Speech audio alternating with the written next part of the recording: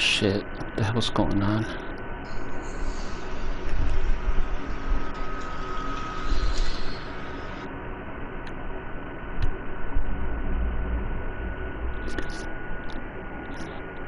Okay.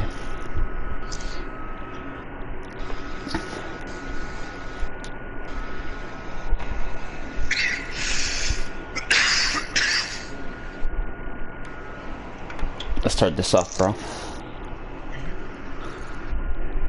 Welcome everyone back to the podcast. This is podcast number 6, I believe.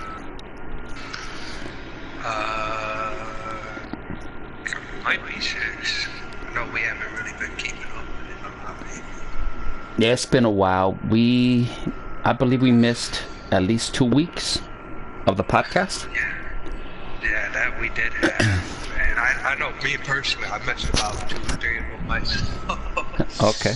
Yeah, you're right, because I was on vacation, so okay. Right. So welcome everyone. This is a podcast where we talk about the news in gaming, anything entertainment wise that happened during the whole week. I am your host, Jesus, with my boy here. Jason. And we represent Everything Nerdy Assemble. It's just me and him for the podcast. So we have a lot of news to talk about this week. Let's start off with PlayStation Store refund policy. It seems like now you could get your money back, and this is how it works. Right. You heard about this? Right. Indeed I have, and it's good because people are probably making mistakes like, well, I wanted this, then I don't want this, or whatever your case may be. It's a good thing that they are doing a refund policy, because now you don't have to worry about, okay, so I bought it, I don't want it, or this is not what I wanted. You can get your money back for it and get something that you didn't want. Yeah, I think it's really cool they added this policy, but there's something I don't really like about it. I'm gonna tell you how it works. So basically, according to the store cancellation policy, you can cancel a digital purchase within 14 days of purchasing it and receive a refund, as long as you haven't begun to download it or stream it already. See, that's where it gets interesting. So basically, you could only get it if you haven't downloaded it yet and you haven't streamed it. Right. And that makes proper sense too. Yeah, and there's more to it. If you have started to use it, the content must be faulty to obtain a refund. Now here's the good side of this. If you do pre-order it, like you were saying, if you pre-order it and it's getting bad ratings or bad rep out there, then you're allowed to cancel it, which is good, because we might pre-order a game that we're excited about, and we have 14 days to decide if we really want to download it or wait till they review it and we hear the word of mouth out there, and then we could get our money back before we even begin to download it. So it says as follows: if you have started to use it, the content must be faulty to obtain a refund. Pre-orders can be canceled and refunded any time before release, or within 14 days after payment was taken for your pre-order, even if the release date has passed, with the same restrictions. Finally, the same policy will apply to season passes and promotional bundles. The site knows that this only applies to consumables ordered directly through the PlayStation Store, since purchasing through a game itself delivers the content immediately and therefore isn't eligible for refund. It also suggests turning off automatic downloads, so keep that in mind. Turn off the automatic downloads if you pre-order it or if you purchase it and you haven't downloaded it yet, turn that off. If you think you may need a refund on a pre-order, since automatically downloading it when it's available will make you ineligible as well. There's more to this also. Subscription services like PlayStation Plus, PlayStation Now, and Spotify Premium can be refunded within 14 days. Even if the subscription has started, but the refund amount could be pro rata. I never heard that word. Have you heard that word before? Pro rata? Yeah. I'm gonna Google that word. Yeah, I've never heard of that word either. Okay, as you Google it, I'll continue and let me know what it says. Alright, bro? For the time of you already had it.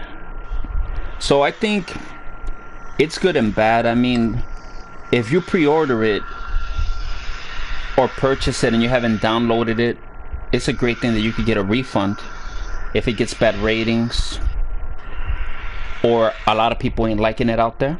That's a good thing. You can get a refund in 14 days. I also like the fact if you get PlayStation Plus or PlayStation Now or Spotify Premium, even if you started the subscription, you could get your refund in 14 days. So it's good and bad. Right. Hopefully this is just like a testing ground for them, and eventually if you download it, you don't like it, you could get a refund, or maybe they let you play it for at least an hour. That would be really cool. Like, you play it for an hour, if you're not feeling it, get your refund. That would be beautiful. Right. So what does pro rata mean? I just sent it to you. Oh, you did? Okay, thanks. Let me check it out. Okay.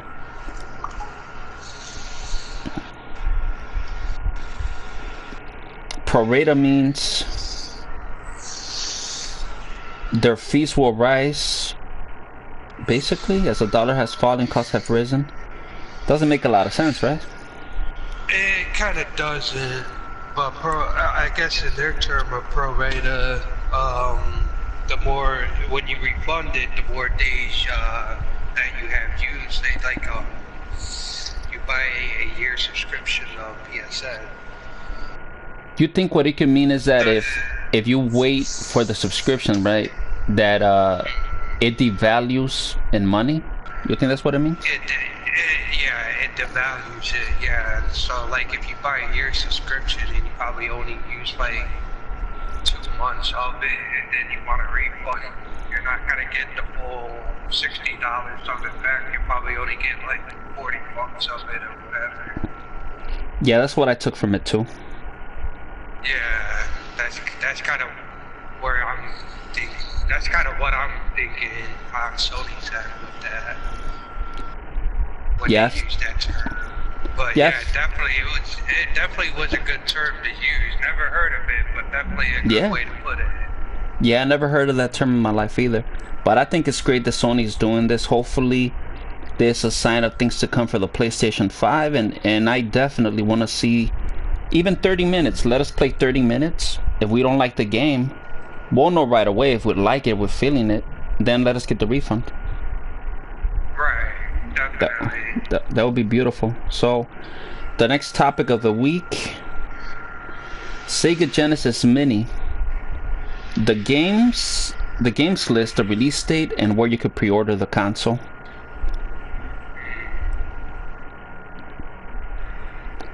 The Genesis Mini will cost $80. And then it says some other prices. I'm guessing Australia, $140. And the other ones I don't recognize where they're from. And comes with 40 games. Only 10 games have been confirmed so far. Sonic the Hedgehog? How do you say the Hedgehog, right? Hedgehog. Yeah, okay. Sonic the Hedgehog. Yeah. That's a great addition. Echo the Dolphin. Right. Another. Sonic was kind of can't really I mean, I'm not surprised on the part of Sonic, because that kind of was Sega's mascot back in the day when it was a lot of promotion going on for Sega. They used Sonic, so. But Echo is just also a Sega. Wasn't necessarily a mascot of theirs. Yeah, it wasn't. It was made and developed by Sega. So. Yeah, I have very fond memories of Echo the Dolphin. I love that game, at least from my memories. Right. Another game, Castlevania Bloodlines, which I never played. Yeah, I never played Blood. I've heard about it, but never played it. That was like, I guess when Super Nintendo and Sega were competing against each other. When Super Nintendo had Castlevania 4, Sega decided to release one for Sega, which was Castlevania Bloodline. Have you played many of the Castlevania games? Because honestly, I haven't. I played a couple, but I never got far enough, and I do appreciate them, and I would love to see another one. I played the classic ones on the NES, like Castlevania 1, 2, and 3. Okay. So this one... What were you going to say? Going back into that idea, Contra did the same thing too, back in the day. Super Nintendo, of course, had Contra 3 Alien Wars. Sega went ahead, they decided to release one on Sega called Contra Hardcore. That one I have played. That one was also fun too. Contra Hardcore for the Sega. Oh yeah, I love Contra games. I didn't play enough of them, but I appreciate them. Because of the console wars going on, so yeah. Like if one was made for one system, like especially third-party teams like Contra and Castlevania, they were making one for one system, then they went and did another one for another system. So. If I'm not mistaken, what were you gonna say? Go ahead. I was just gonna say, if I'm not mistaken, Castlevania Bloodlines, was it actually released? It was released, yes, okay. But it was only for Sega Genesis. So, like, if you wanted to play Bloodlines, you had to own the Sega Genesis. Okay. Yeah, I definitely didn't play it. Yeah, Another... You were not going to find it on Super Nintendo at all. Yeah, I know there's a lot of Castlevania games, and I appreciate them, just like I said for... Contra. Yeah, for Contra, I appreciate it. And I do love those games. I just haven't really dug deep in them, you know, like really got far in them. Right. Another game they're adding, well, that comes with the Genesis Mini is Space Harrier 2. Also, Shining Force. Shining Force is a good game. Yeah, I did play that game, I believe. Let me see which one it is. I know I got the classics on PS4, the Sega Genesis classics disc. That's on there? 1, 2, and 3. Golden Axe 1, 2, and 3. Streets of Rage 1, 2, and 3. It's got like 50 games on it. Sounds like a great collection. Yeah, it definitely is. Space Harrier, Sword Vermilion, Sonic the Hedgehog. Yeah, it's like, I mean, it's good they are making a mini, which could be added to a console collection. Personally, oh yeah, because I already got it on disc for PS4. Like, I wouldn't. I mean, it's some of the games they're listed that I've already got on PS4 on disc. Got you. No, I feel you. I mean, yeah, it's not gonna be for everybody, but for whoever wants the originals with no upgrades, nothing added. This sounds like it's just gonna be the originals, which is really cool. Just the original copies. So, tell me about Shining Force. Give me a quick synopsis. What What is the genre and what is the game about? Shining Force is an RPG type game. Okay. Of course, you get your tanks, DPSers, your healers. What really kind of separates that game, like compared to most RPG type games, and the reason I like about that, you can actually form your own 12-man squad. Wow. You can mix it up in a lot of different ways, and you can also, it allows you to play as one person, play different type of classes like your mages, your tanks, your healers, your DPSers. It's a really fun game. I got into it a lot. That sounds really good. And I do enjoy RPGs. Right. Another game? What were you going to say? Classic RPG. Classic RPG? It's a classic RPG, no doubt. But,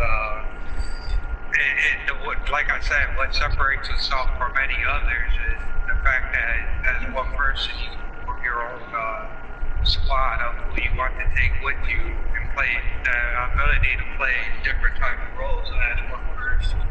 When you say form a squad, do you mean you meet NPCs and they can become part of your squad? Yes, you do meet people as you progress throughout the game. You meet people and they become part of your squad. So, it sounds similar to Suikoden. What is it called? Suikoden, something like that. Suikoden Densetsu. Yeah, that has like 100 players, like 100 squad. Like you could have like 200 characters. I mean, not at the same time, but your squad could be that big. From what I heard, Suikoden, I think is the name of it. Suikoden. Yeah. I'll have to look into that. To be quite honest, I've never heard about that. It's a PlayStation 1 game. It's a classic PlayStation 1, and I believe it's part 1 and 2. I'll have to look into that. Okay. No doubt, though. Shining Force is a game of it. A game worth trying out. If you like RPGs, Shining Force is So far, these just a few games we talked about, it sounds like it's a great collection so far. Right, they are doing good as far as collection wise to put on and add to the cost. Yes, they are doing a superb job at it. Oh yeah, and there's actually more. Dr. Robotnik's Mean Bean Machine. I heard of this game, but I never played it. It's kind of like Tetris or Dr. Mario. Okay. Dr. Mario kind of way. So you're not really missing nothing out there. If you play Tetris or Dr. Mario, it's more the same concept, but in a Sonic form, rather. Okay. Nothing that sets it apart from the other ones that you mentioned? Yes, no. Okay. We also got Toe Jam and Earl, which I heard is a classic, and also we got a new Toe Jam and Earl that just released this year. Forgot the name of it. We also have Comic Zone, which I did play that one. That's a very cool game. Comic Zone is a cool game, yeah. Yeah, Comic Zone to me is like a action fighter where you go through the levels almost like Double Dragon Streets of Rage, but it's in a comic book. In a comic book form, yes. Yeah. And you know what? Even going back and popping a disc and play it every now and then, I still get it entertainment from it because it's just got that comic book play style to it. Oh yeah, it definitely holds up even after all these years. Yeah, oh yeah. I would love to see a new take on that. Also, we got Altered Beast, which is it's a cool game. I mean, I love the concept. I just don't love the execution of it. Gunstar Heroes, that's a great game. You play that one, Gunstar Heroes? Okay. So, according to Sega, the rest of the games will be announced intermittently, leading up to the console's release date. So, also says, based on the Model 1 Genesis, the mini console is about 55% smaller than the original. It comes with two classic 3-button controllers, a USB to micro B power cable, and an HDMI cable.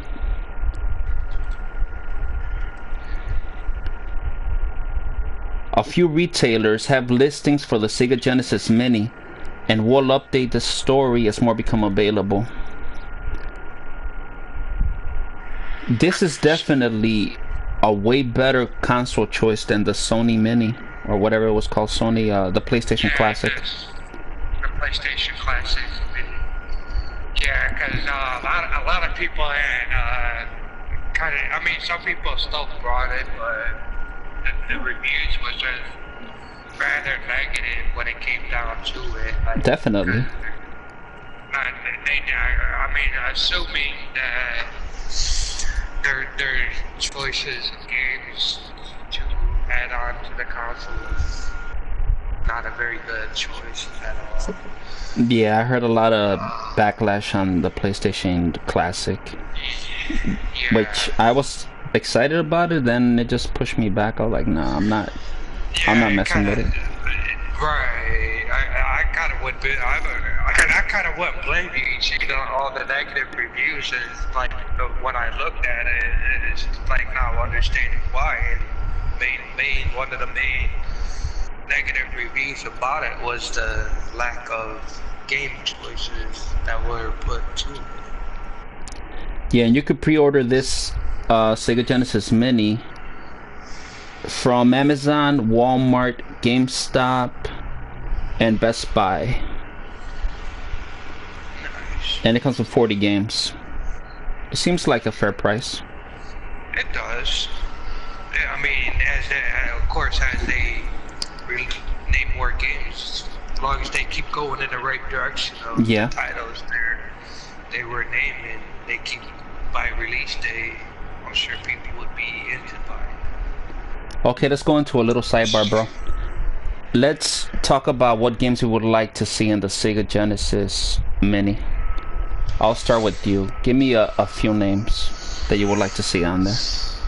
Then we'll go to the next topic. I know Streets of Rage was not mentioned. Yeah, that's one I would love to see. When it comes down to Sega Genesis, personally, Streets of Rage is a must. Like, yeah, that's a must. It's definitely a must when it comes to the Streets of Rage series. Okay, I'm gonna name one, and you name one. We'll go back and forth, okay? Okay. Okay, so you said Streets of Rage. I definitely agree on that. My choice is the X-Men game that was in the arcades. I forgot the name of it. I know they had two of them on the Sega. I think X-Men and X-Men 2 Clone Wars. Children of the Atom, was that one of them? I believe that. Sounds like it. Yeah. Just popped into my head, I don't know. But that's one of my choices. X-Men, the X-Men one that was in the arcades. What's your next choice? Street Fighter. Okay, that's a great choice. Classic Street Fighter. I'm gonna say one that a lot of people probably wouldn't mention, the Spider-Man game. Oh god, yes. I remember the Maximum Carnage and Separation Anxiety. Yep. God yes. God yes, please. So what's your next? You sound very excited for that one. Definitely. Can't have Sega or Super Nintendo without those. What else do you have on your list? Off top of your head, I know it's kind of hard, but Golden Axe would be another must. Okay, I'd say Papa Contra in there, one of the Contras. Anything else?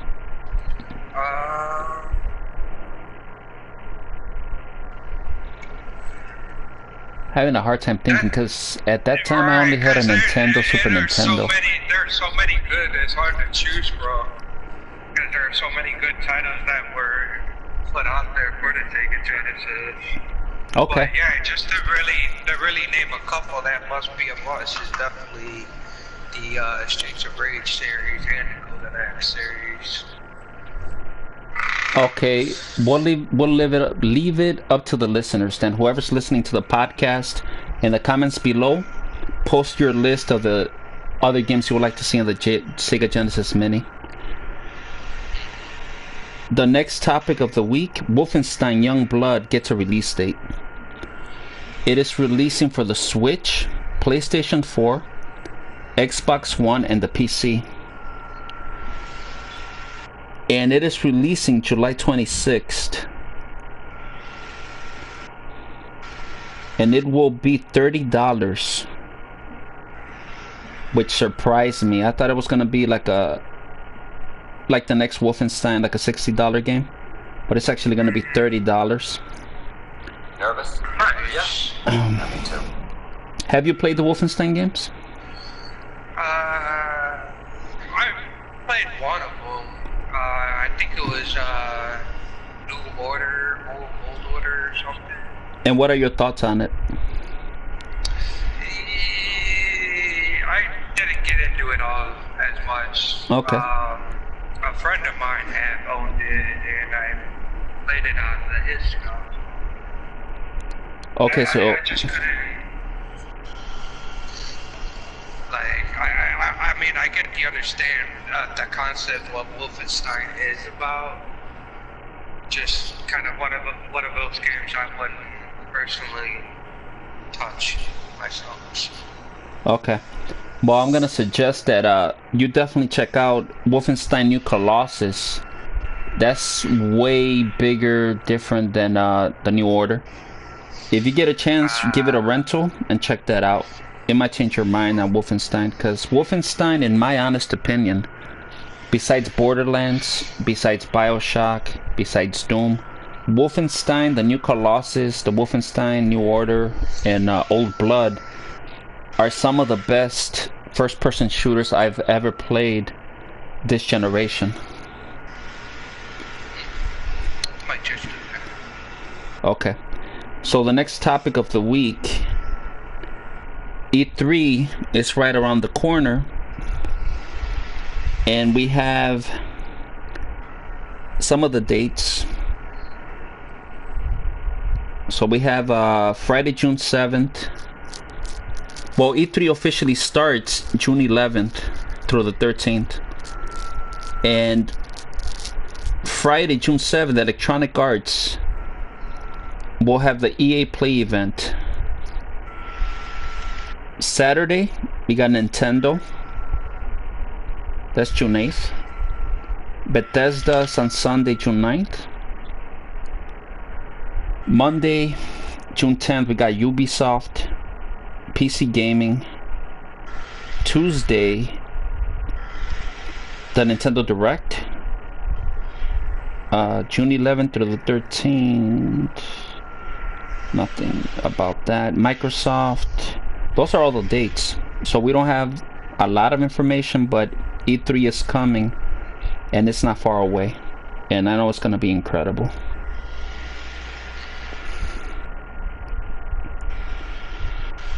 The next topic, unless you have anything to add to that. Nothing really. Okay. Let's see what goes from there. Yeah, not a lot of info, but just let everyone know so they can mark it on their calendars. So some of the dates so far announced. The next topic, this is a very cool one. I love this one. Never heard of it. If you pre-order Rage 2, which I'm very excited to play, you get the NBA Jam announcer. He will be the announcer of the game. The NBA Jam announcer, bro. How cool is that, man? That's actually pretty cool. I mean, man, that would be wild, but pretty cool. Oh yeah, this what it basically says. It says Bethesda has announced a pretty cool Rage 2 add-on that comes with pre-ordering the game. called He's on Fire.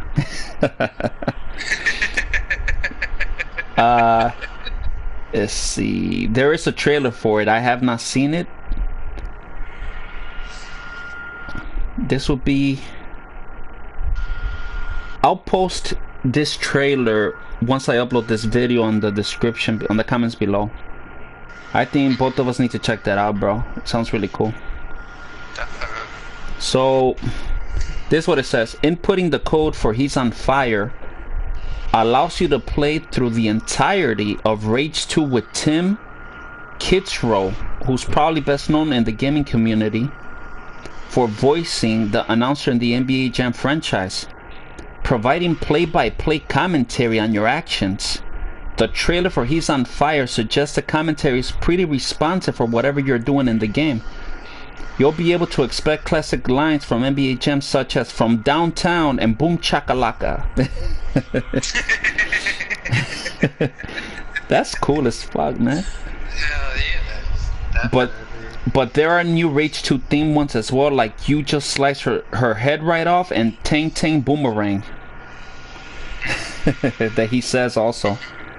That's fucking dope, man. So from what I'm taking from this, it sounds like you play with him? That's what it sounds like to me. It says here you two play through the entirety of Rage 2 with Tim Kitzrow. So you play as him. Nice. That's fucking dope. So that's definitely a great incentive to pre-order. So very cool. Right. Yeah, that... Are you excited for Rage 2, bro? I might look into it, yeah. Yeah, I uploaded a video that I highly recommend you check out. It's on our YouTube channel. It's Rage 2 from PAX East. It's a very in-depth look at the gameplay. I don't know if you had a chance to check it out, but if not, I'll send it to you through Messenger when we finish the podcast, so you can check it out. Okay. It's fucking awesome. You're gonna love it.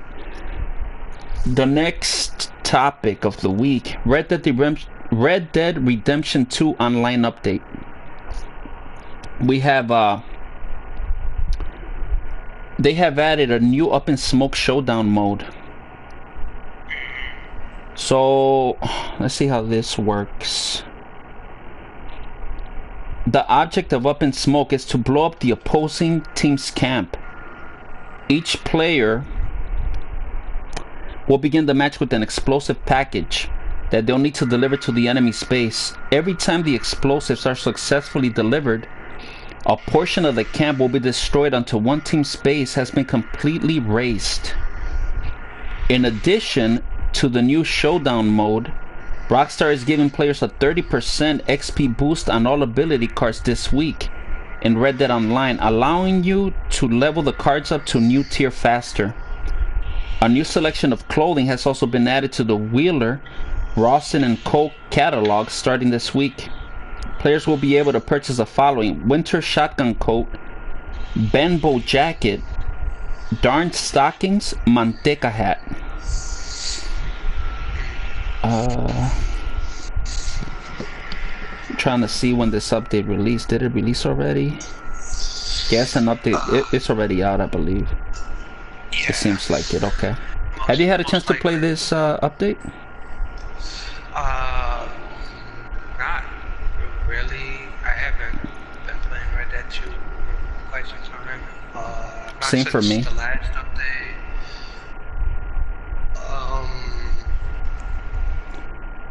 Does it sound interesting to you? One thing I would, in a way, I mean, the one thing that does catches my ear a lot.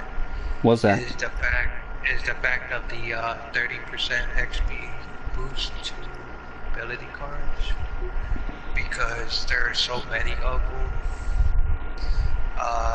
People try to level them up and trying different ways to utilize that their playstyles with the ability cards.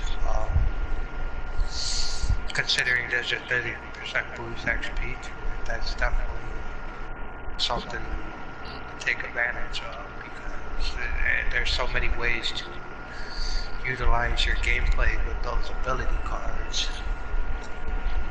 And how does the mode sound to you? You're interested in this mode? It sounds really cool. It sounds like fun, no doubt. It does sound like fun. It sounds like hot potato, bro. It kind of does. In a way, it kind of does. Like you take the bomb to the other person's camp and you blow them up. Right. Sounds cool. I mean, they're steadily adding updates, which is really cool. I just got off of Red Dead Redemption 2 because there's just too many games to play right now. Too many things to watch. It's just packed with things to do, so... Right. Yeah. So the next topic of the week, Mortal Kombat 11. They announced another character. Right, they've been doing too many released new characters. Oh yeah, definitely. This is a new character, and also in the topics that we're going to discuss, there's another character, but we're going to start with this one. So Mortal Kombat 11 has announced a new fighter we never seen before called Cetrion, the Elder God. Yeah, that's definitely big. Yeah, definitely. So Cetrion is an Elder God connected to the Earth, and she's able to utilize her elemental powers in battle. The trailer showcases her summoning vines from the ground to restrain opponents and conjuring up rocks to pummel foes with. The video ends with a look at one of Cetrion's fatalities, which sees her growing to god size and raining down a beam of energy into a hapless jade. I seen this in action. It looks fucking dope. It does. It sounds dope too, no doubt. Oh, you haven't seen this? No, I have not seen the trailer, but the way you're describing it sounds pretty brutal and fantastic. It sounds... oh man, it's crazy. She kind of reminds me of Poison Ivy as a god. Let's put it that way. Right, you did say she was an elder god, which is good because usually they talk about a lot of elder gods in Mortal Kombat, but never were they playable. Yeah, we don't have that many. Yeah, now they're actually talking about an elder god and making it playable. That's actually something good, something definitely to look forward to. Mortal Kombat 11 seems to have a lot of gods, bro. The next topic of the week. If I remember correctly, I think the only elder god we were able to play for such a long time was shit. Well, isn't Raiden an elder god? Not really, right? He wasn't not until if you follow the storyline, not until Shinnok had fallen off. He basically died. That's when Raiden became an elder god. Okay, so we got Raiden. In, like the beginning of the series, he was a god, but not an elder god. He was called Thunder God. If that makes sense. Yeah, that makes sense. He was the god of light. But yeah, it's good to see new stuff happening for the franchise. I'm actually liking the sound of that. Oh yeah, definitely check that out, bro. Check out the trailer. When we finish the podcast, I'll send you some of the things we're discussing. I'll send you the videos on your messenger.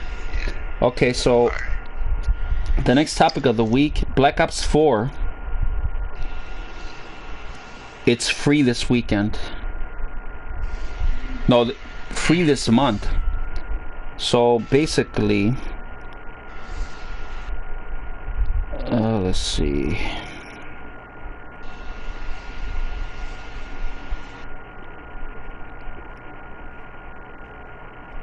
It seems like Nervous? it says Call of Duty Black Ops 4 I'll see him there. Network? Alcatraz Blackout map has launched on PlayStation 4 with the island battlefield expected to release on Xbox One and PC later this month. For the entire month of April, you can play on neither of Blackout's multiplayer maps for free. Again, Alcatraz is only live on PlayStation 4 right now though. Free access to both maps will be made available on Xbox One and PC when Alcatraz launches on both platforms. That's basically it about that. I mean, it's cool. I haven't played Blackout since the beta. Right. So I don't have much to say about that. You? I really don't either. I mean, it's good that they're actually doing something new for as far as the Blackout part goes. Yeah, and also for free. I kind of broke away from Blackouts 4 for quite some time when they released the Modern Warfare Remastered last month. So I've been kind of using that as more of a go-to than Black Ops 4. That's cool. Okay, so that's all we have to say about that. It's cool that it's free though. So for whoever want to check it out, keep that in mind. Yeah, definitely. So the next topic of the week, Cyberpunk 2077 Studio will open a merch store soon, which is really cool. They announced that it is opening its own merchandise store in the coming weeks. They haven't revealed the details, the release date, none of that, just coming soon. But it's really cool. I love this studio. They are behind games such as The Witcher 2, Assassins of Kings, The Witcher 3 Wild Hunt, The Witcher Battle Arena, When The Witcher card game, Thronebreaker, The Witcher Tales, and the very exciting upcoming sci-fi RPG Cyberpunk 2077, which will be at E3 this year.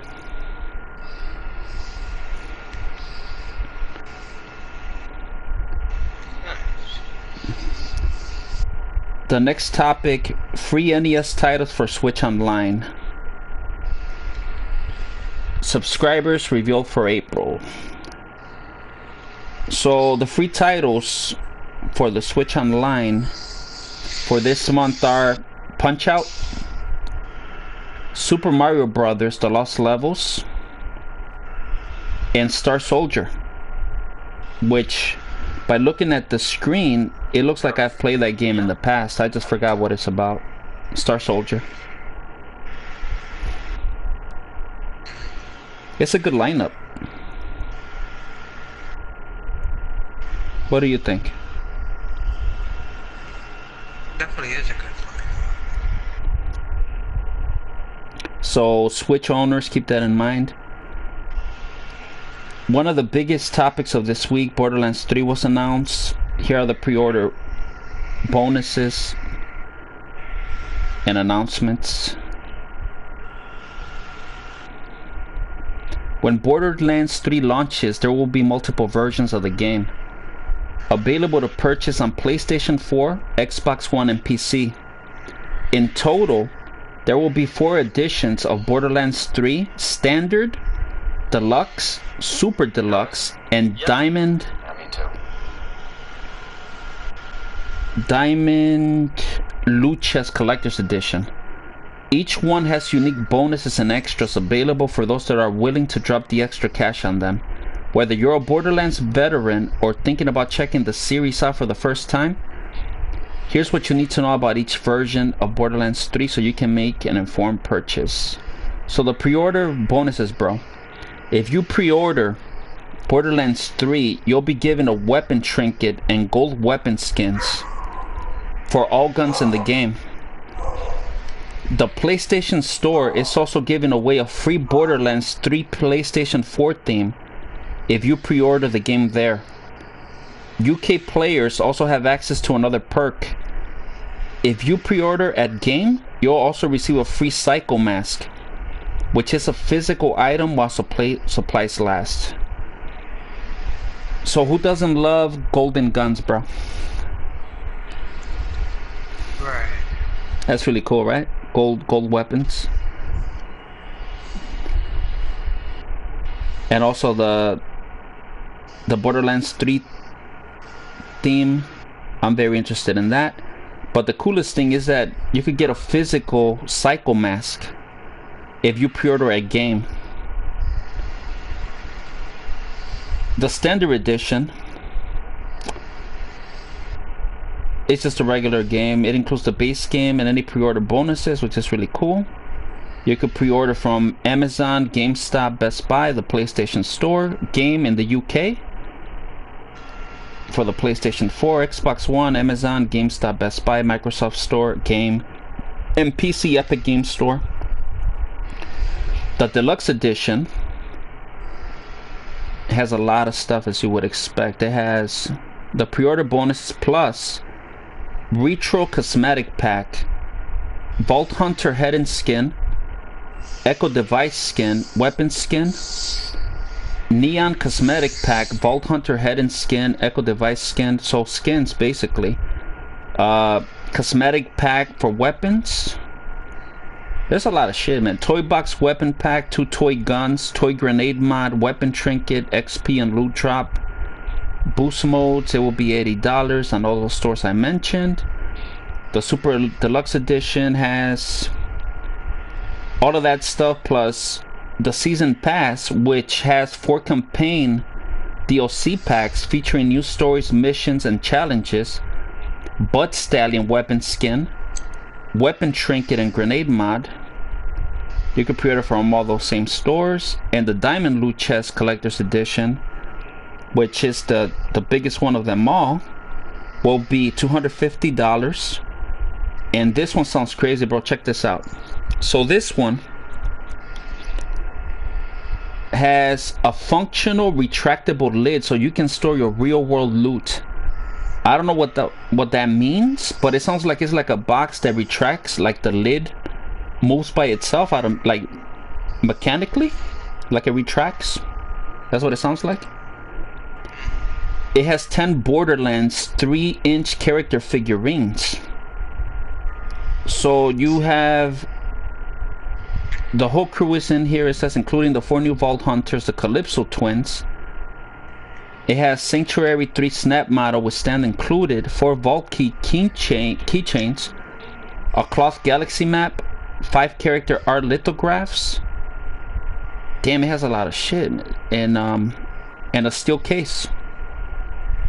And you could pre-order these from GameStop and Game only. So that's it for that. That's a lot of stuff. Have you seen the trailer to Borderlands 3, the gameplay trailer? That I have not. Okay.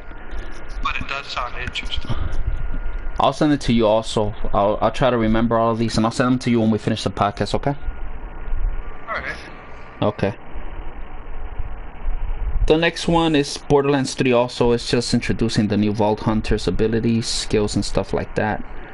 So we have 4 new Vault Hunters in Borderlands 3. One is called Mozzie the Gunner.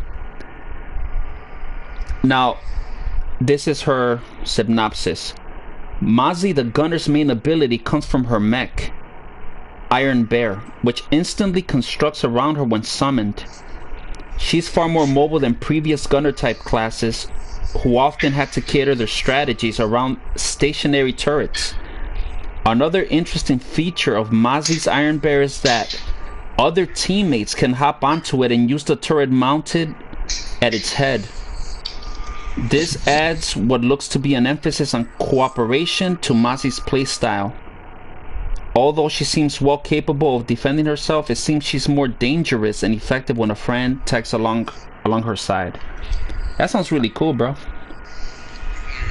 She has a mech that she could summon, and if me and you are playing, you could jump on my mech and use the turret guns attached to it as I move with the mech myself. Sounds fucking dope.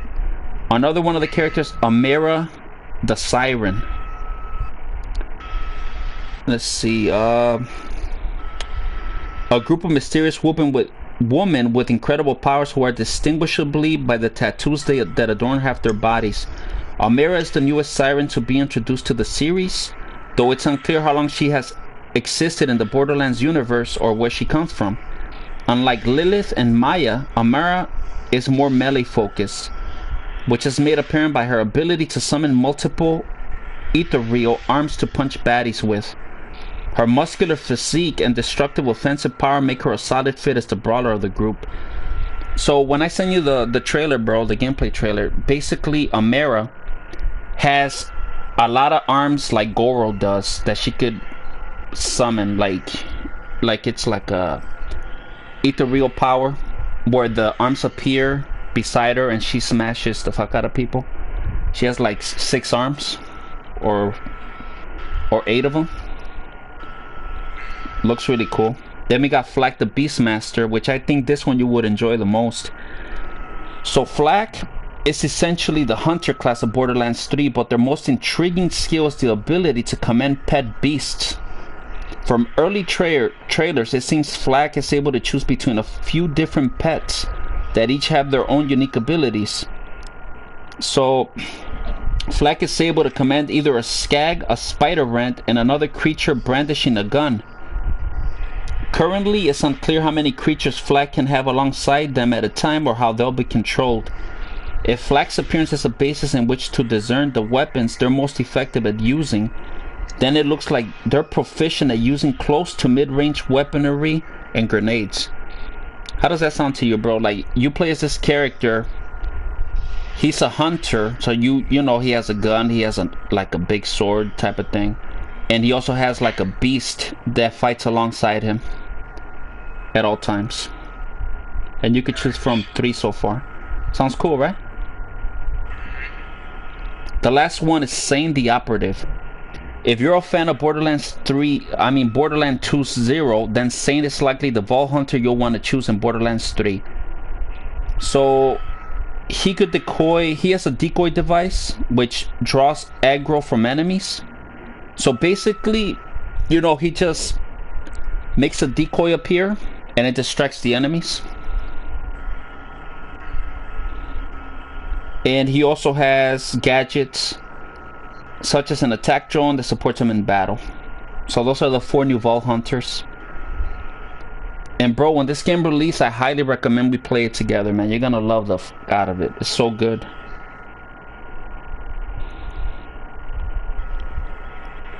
You're gonna check it out when it come out? Okay. The next news for the week, Resident Evil 2's price just dropped to $40, bro. Yeah, I heard about that. Yeah, for the PlayStation 4, Xbox One. So it says $40.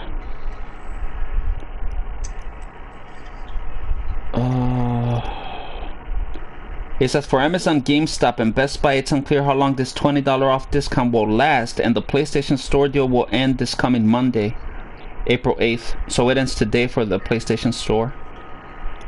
But I did check Amazon before we started the podcast. It's still $40. So you could get it from Amazon, GameStop, Best Buy. PlayStation Store ends today, so get that as soon as possible. You probably won't if it's not uploaded, but Xbox One, Amazon, GameStop, Best Buy, and the Microsoft Store. It's a great price. Definitely a great price. When I got the deluxe, I paid something for it. I mean, $10 deluxe. But Yeah. 20 bucks off, you can't go wrong. It's definitely still a highly recommended game to play. And that is your game of the year so far, from what you told me. Yeah. Still to this date, your game of the year still? Giving it up today, yes. Okay.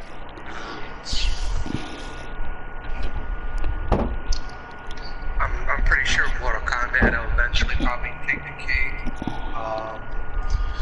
Another thing being released to Final Fantasy 14 Shadowbringers. I know I've been playing Final Fantasy a lot lately. I know a lot of people within the Final Fantasy community is pretty hyped for it. They are releasing new races, new classes, a lot of new stuff coming with that expansion. So indeed, that might be another one to take a cake too.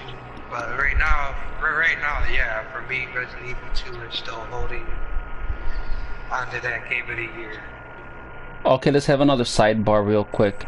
So what are the games that we feel are contenders or will be contenders for game of the year? Let's go back and forth. You name one, I name one. I have a couple in mind. I'll start with Resident Evil 2. Okay. I'm gonna say Days Gone.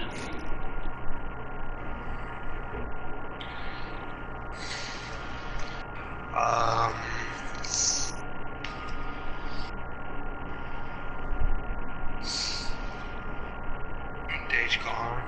Yeah. If it does get released this year, most likely Last of Us 2. Oh, that's a most definitely.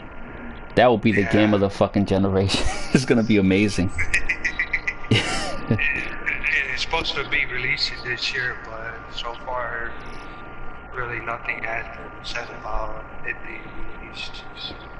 I'm gonna say Rage 2 could be a contender. Rage 2. Yeah, it looks amazing. Rage 2. Any other ones you have in mind?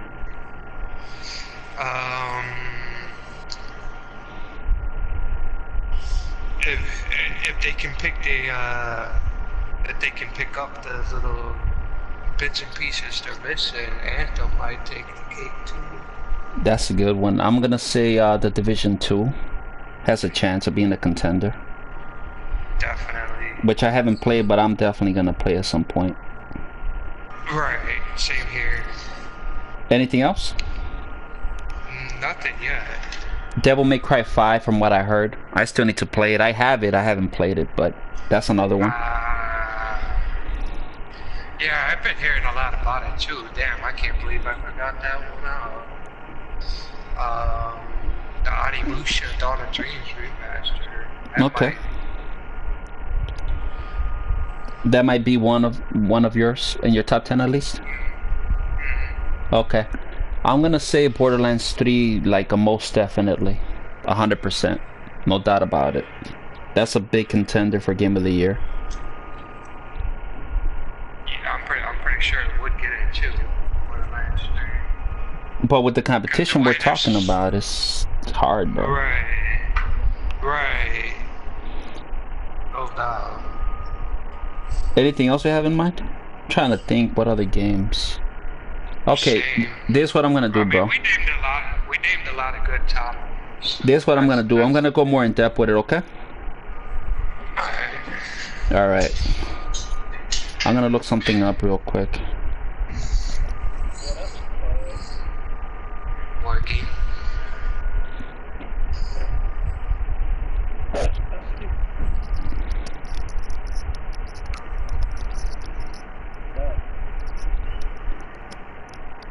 I'm gonna go more in depth, okay, bro? Okay, so I'm gonna name some games. We have Travis Strikes Again, No More Heroes. We have Life is Strange 2. Kingdom Hearts 3.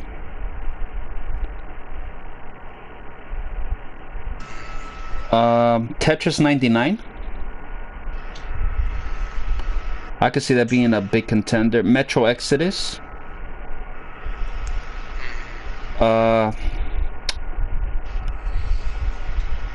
Let's see. Shit.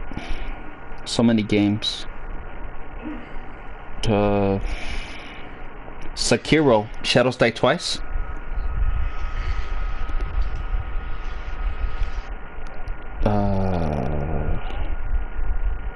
What else? In April we have Dangerous Driving, which is releasing really soon. Releases April 9th. I'm gonna get that for sure, bro. You know what that is? Name that again, please. Dangerous Driving.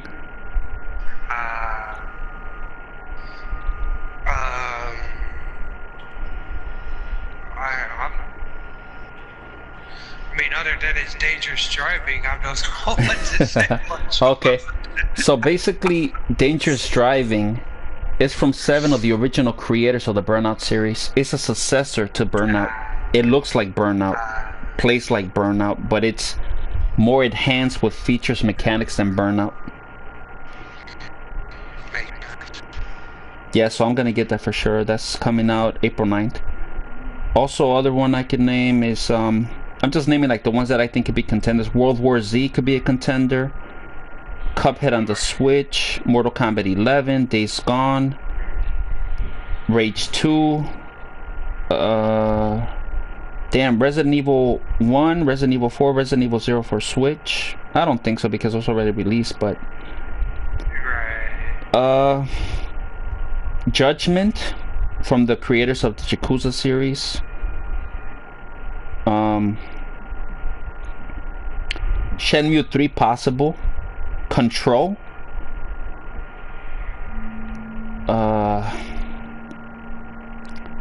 And of these releases here, I'm gonna name a few here. Animal Crossing on the Switch, Ancestors of Humankind Odyssey, Battletoads, The Bloodstained Ritual of the Night from the creator of Castlevania, Concrete Genie, Gears 5, Journey to the Savage Planet, The Legend of Zelda Link's Awakening, Mana Medan, Marvel Ultimate Alliance 3, Medieval, Ori and the Will of the Wisps, The Outer Worlds, Psychonauts 2, Wolfenstein Youngblood. Those are like the ones I think could be contenders. What do you think? Definitely, to name a few, yeah, definitely will be top contenders. That's a good list of games, right? We have a lot of games coming up still. Right. Okay, so the next topic, new Assassin's Creed reportedly set in the Viking Age. It says, although it hasn't been officially confirmed by Ubisoft, it appears as if the next game in Assassin's Creed franchise will take place in a Viking setting. The game is expected to launch in 2020, with 2019 devoted to the release of the remastered edition of Assassin's Creed 3 and Odyssey, the DLC. Theories that the next mainline Assassin's Creed game will take place in the era of Vikings sprung up with the discovery of odd posters in The Division 2 that were discovered by YouTuber Jar Raptor. Notice that the numerous Viking posters located in Division 2 Potomac Event Center seem to feature a Norse god or traveler holding what appears to be an apple of Eden. Kotaku, which is very reliable with news sources, has since confirmed from two independent sources familiar with the game that the next Assassin's Creed title, codenamed Kingdom, scheduled for 2020, stars Vikings. So based on that, on the posters, and based on Kotaku's great sources they have, everything they say is always real pretty much. I believe this is very true.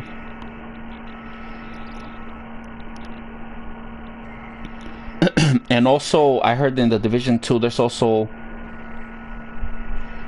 hints of Watch Dogs 3 that is going to take place in London also.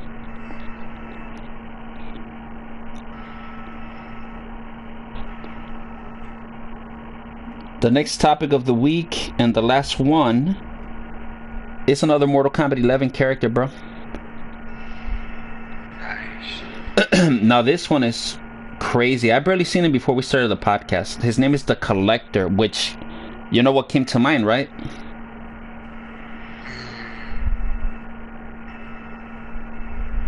Not exactly. The Collector from Guardians of the Galaxy. Ah, okay. That makes sense now. Yeah. So, this is a synopsis. A proud servant of the Outworld Empire, the Collector cares only for his wealth and status and will kill anyone to keep it. Much like Goro, the Collector has 4 arms that he takes full advantage of in a battle. And there's a trailer for it. The video also gives us a look at one of the Collector's fatalities, which sees him literally ripping an opponent apart. I seen this fatality, bro. It's very brutal. He basically has one of the characters on the ground, and with his 4 arms, he starts ripping the flesh off of all his body and rips off his whole head. Puts the head in his backpack, which is a nice thought of like, okay, if he's a collector, isn't it fucking cool that when you're fighting opponents online, wouldn't it be feel cool when you finish the fatality, they could collect all their heads since you're a collector? Be fucking cool. I mean, if you think about it, Predator did the same thing in Mortal Kombat X. Yeah, I didn't realize he did that. Because I never really done a lot of fatalities. I love the way they look though. So those are all the news for the week. Now we're gonna go into what we've been watching. I've been watching a lot of stuff, bro. I haven't been playing lately as much as I'd love to, but I've been watching so much stuff, so I have a lot to discuss. You watch anything? I haven't really been watching much of anything. Like any YouTube videos, anything like that? Anything that you want to highlight, you know, pretty much? Nothing in particular, really. Okay. Nothing new, nothing fancy. Okay, so as for me, I watch Stranger Things. I finally started watching Stranger Things. I finished season 1, season 2. I loved it. I cannot wait for Stranger season 3, which releases in July. I'm very hyped for it. Have you watched Stranger Things?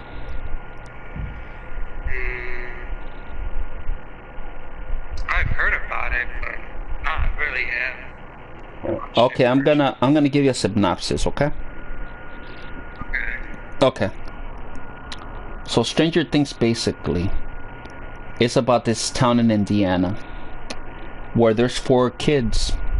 Let me see, is it 4? It's 5 kids, I believe, 5 kids. They live in this town of Indiana.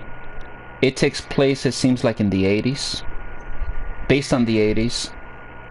And, you know, they're doing kids like kids do with their imagination. They're playing their little imagination games, stuff like that.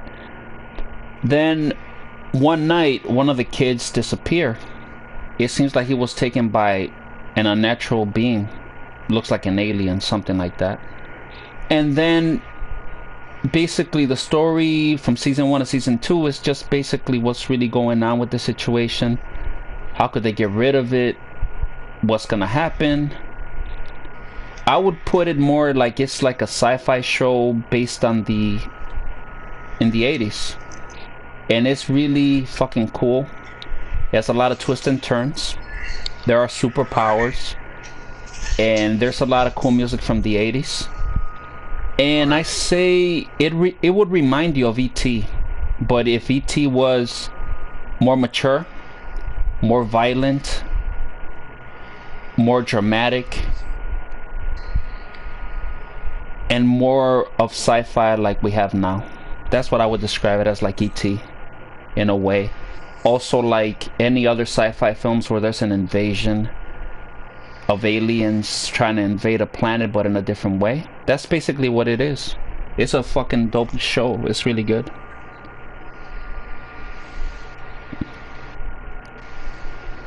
Another thing I watched was The Umbrella Academy. I watched season 1. Umbrella Academy is a show that was created by a famous rocker. I forgot what rock group he was in. Let me search that real quick so I can have the full information here.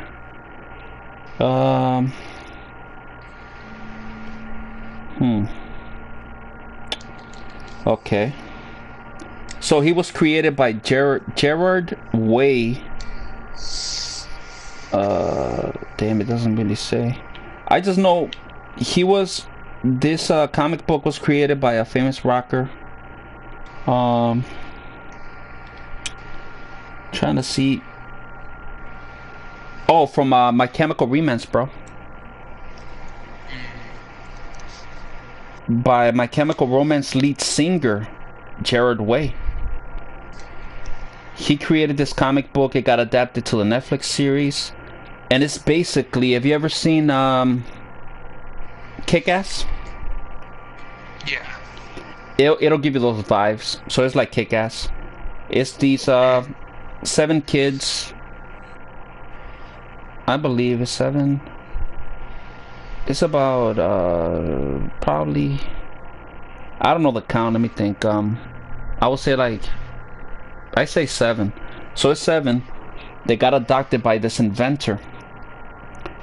What's crazy, they were born, there was 40 kids born one night at the same time.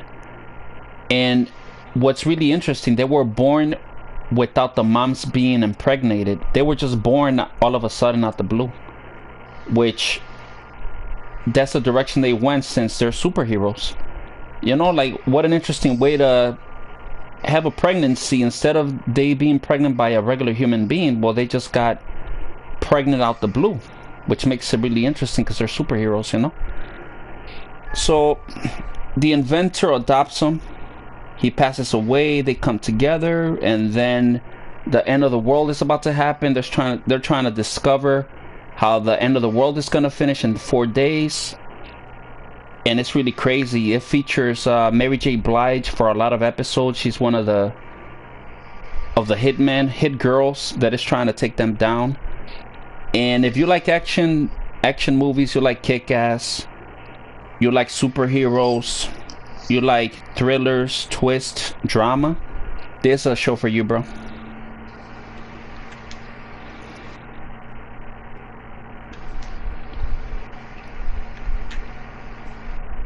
I loved it. I enjoyed it a lot.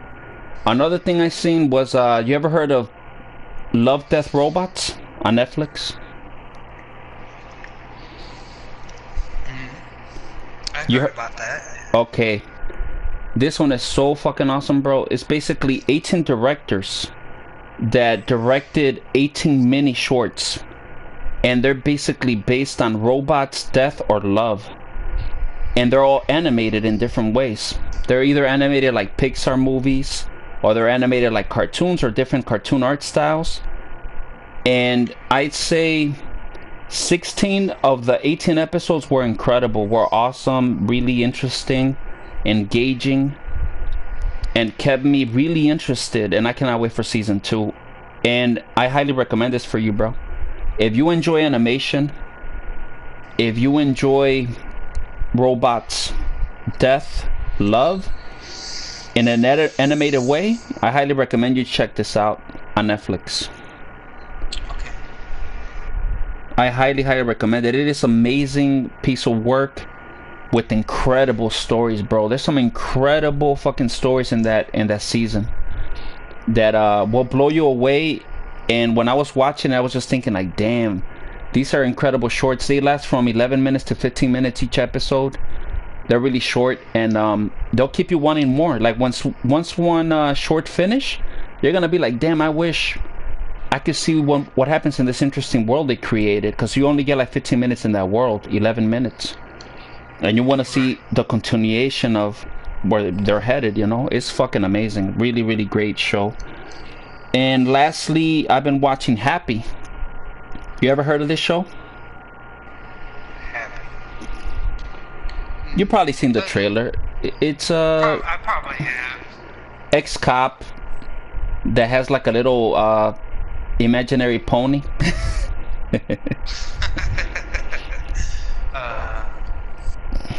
It's like a blue pony flying around his head, and it's a action show with a lot of violence and gore, blood, and it reminds me of The Punisher.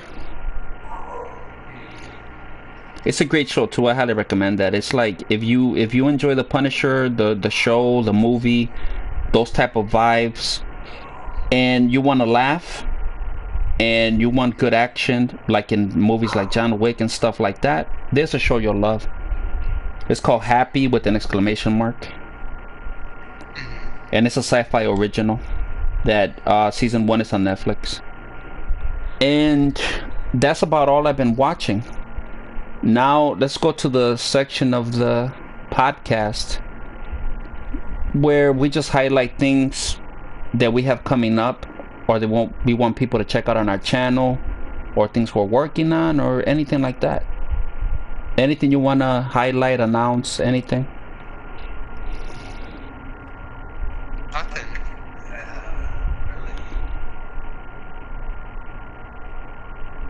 Okay. So as for me, just expect game releases of the week. I upload those weekly. Also expect a video each day from me. I upload every single day besides the weekend. And expect more updates on upcoming games that you're really excited about. And different type of content.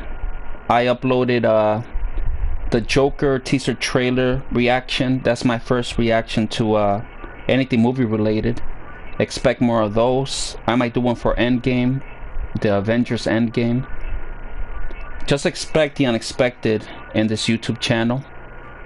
I'm gonna do reactions, highlight new games coming up, new game releases, things of that nature. And that's all that I have to update everyone on. And also, if anybody has any suggestions, recommendations, any feedback, please post it in the comments below. You know, hit that like, subscribe, share, hit the notification bell for future uploads. Where can people follow you, bro? Find me on PlayStation 4, it's -420-. Find me at Everything Nerdy, Facebook. You can also find me on YouTube, The Giant YT. Again, just keep us updated with comments, what y'all want to know, what y'all want to hear, and we will gladly give you the news. And also in the comments below, post any videos you'd like to see from us. You know, I'll pass them to my boy if they fit his interest. If they fit my interest, I'll record them for you. Just in the comments below, any video that I upload, always in the comments below, let me know what videos you'd like to see, what you would like me to react to, or Jason to react to, or any ideas you have. We're always open to new ideas. And you can add me on the PlayStation Forum Illinois36, on my Facebook group Gamer Flesh Everything Nerdy, and also here on YouTube Everything Nerdy Assemble. This has been Jesus and Jason. Thank you all for watching. We appreciate all the support, the love, the likes, the comments. Shout out to all the subscribers. We hit, I believe it's 103 subscribers. So we're coming up slowly but surely. Appreciate all of you. We're out. Peace.